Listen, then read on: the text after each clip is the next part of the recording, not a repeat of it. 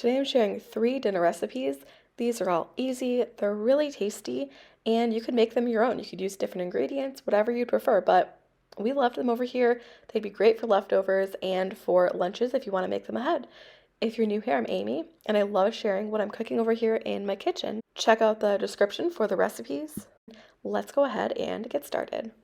I'm going to be making some nachos for dinner tonight. I'm doing ground beef. You could use chicken or any sort of ground meat. So I'm just adding a seasoning packet. I'm going to add a little bit of water, and I'm going to simmer this on the lowest setting I can, and then I'm going to get started on the rest of the toppings. I'm going to be making tortilla chips with these corn tortillas. Use any corn tortillas. You can use flour as well if you'd like.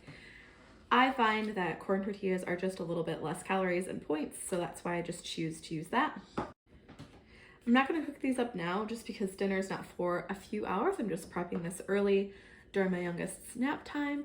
And so you could just go ahead and spray these, cook these in the air fryer, cook these in the oven, however you'd like to do it. I'm just going to set these aside for now and I'll prep them later. Next, I'm going to be shredding cheese. I'm also going to be using queso on the nachos, so I'm not going to use too much cheese, but I'm just going to go ahead and shred this entire block. Normally I just tear my lettuce, but since I want it to kind of be like more of a consistency you'd find on nachos, I'm actually just going to really thinly cut it. They're not going to be like perfect strips, and the greens are all different shapes. Here's the meat. It's all done. It's nice and thick with that seasoning. And here are all of the toppings. So like I said, I'm using these corn tortillas just because you can have 3 for 150 calories. I can't remember the points off the top of my head.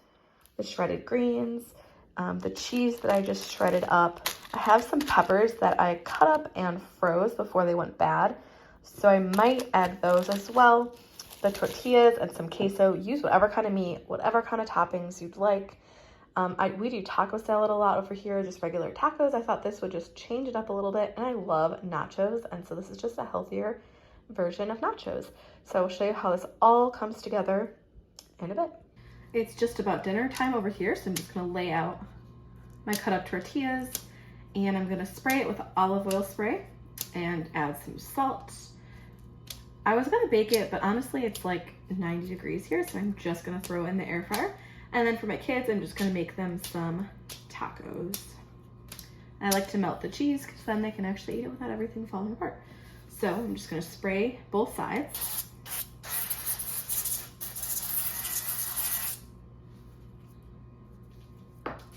Going to salt one side.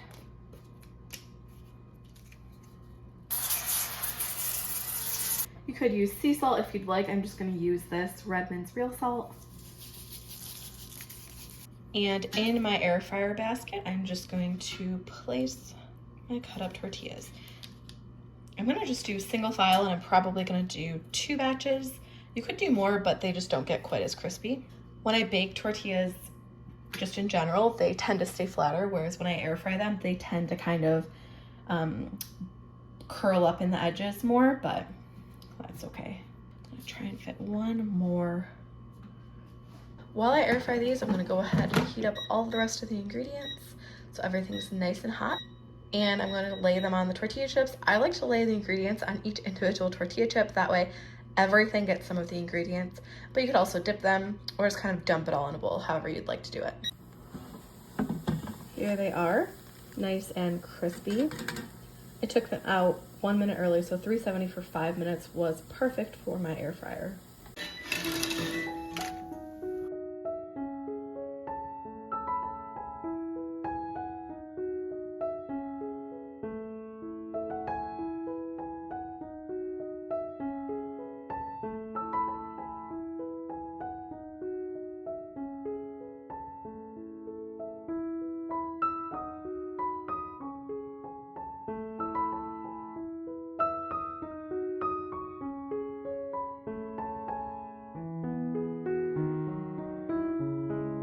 Tonight for dinner, I wanted to do some pizza flatbreads. I do this often here, and I wanted to include it just because it was so delicious. So I had some tomatoes from the garden. I put a towel on a plate, lined those tomatoes on it, salted them so they would kind of draw out some of that moisture. The tomatoes have kind of dried out a little bit. I love these flatbreads. You can make it homemade if you'd like. These are from Trader Joe's. We buy them all of the time, and I just throw them in the freezer so I always have them on hand. Some homemade pesto. I will link up the video where I made this. Mozzarella and Parmesan. I know it seems simple, but it's just the easiest dinner to make that's also really tasty. So I'm just gonna assemble, put pesto, Parmesan. You could also add mozzarella or any kind of cheese you'd like. Those tomatoes, which did not make the flatbread soggy, which was really nice. And I'm topping it with hot honey once it's cooked. I love hot honey. It's way before we're actually gonna eat it, but I actually cook it in the toaster oven, put it in the fridge, and then when we're actually gonna eat it, I put it in the toaster oven again. This way, nothing gets soggy. The flatbread stays nice and crisp, or whatever texture you'd like, but it doesn't get soggy. So I'm gonna go ahead, cook up the rest, and it will be ready for when we eat it. So easy, so tasty, and those tomatoes really elevated it. I've got all of the ingredients out to make dinner. I'm gonna be making German pancakes. I've never made these before, so we're gonna try it together for the first time. I have flour, eggs, vanilla, salt, and butter and milk.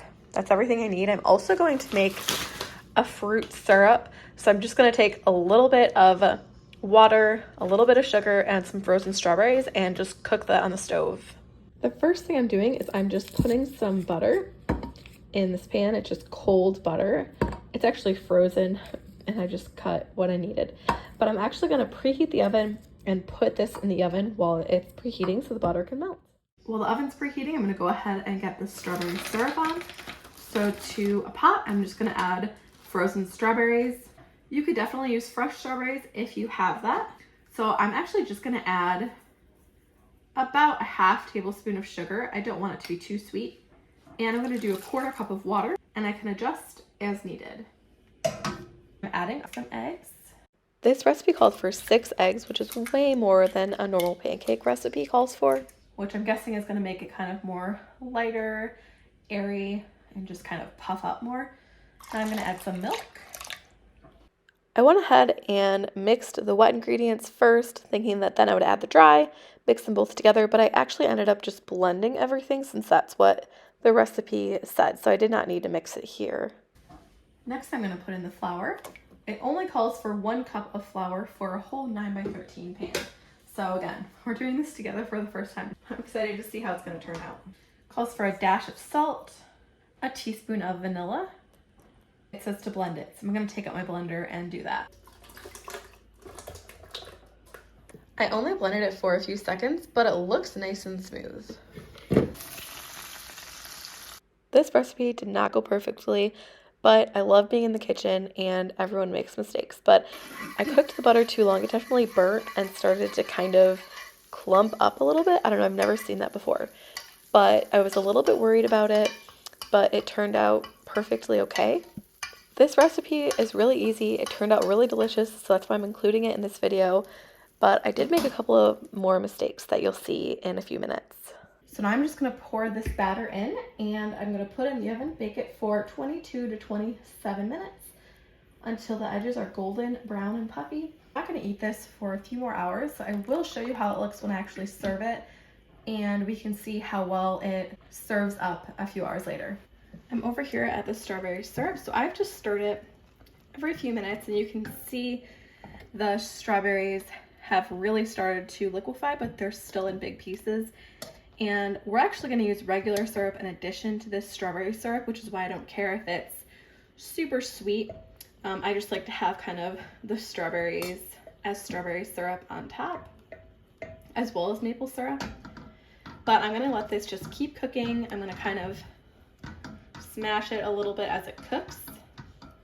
And I'm not going to strain it or anything to make it super smooth. You definitely could strain it and just have the liquid part of the syrup, or blend it if you want it to be really smooth and you still want like the pieces of strawberry in there.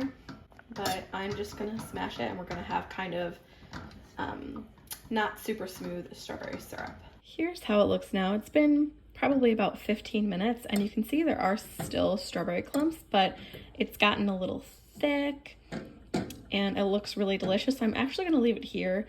Like I said, you could strain it, you could blend it if you want, but I kind of want those chunks in there. So I'm gonna call it done here. It smells really delicious.